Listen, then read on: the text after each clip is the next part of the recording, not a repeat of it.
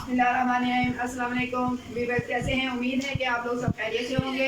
आज जो मैं रेसिपी आपके साथ शेयर करने वाली हूँ वो है कोफ्ता बिरयानी।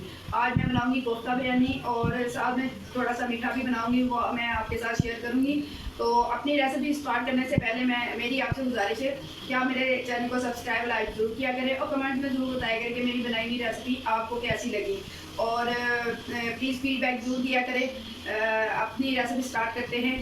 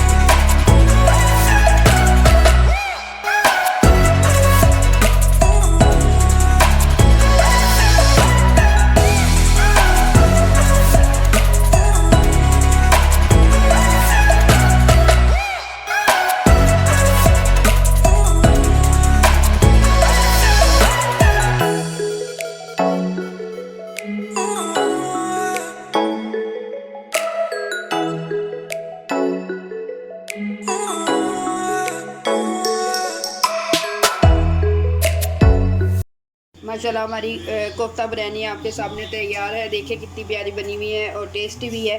आपने इसी तरह आप अगर बनाएंगे तो देखिएगा कि कितनी टेस्ट बनेगी आपकी कोफ्ता बिरयानी। आपने ज़रूर ट्राई करना है और मेरे चैनल को सब्सक्राइब और लाइक ज़रूर किया करें और फीडबैक में मुझे ज़रूर बताएं कि मेरी बनाई हुई रेसिपी आपको कैसी लगी। अगली रेसिपी के लिए हमें इजाज़त दीजिए। अल्लाह हाफिज़।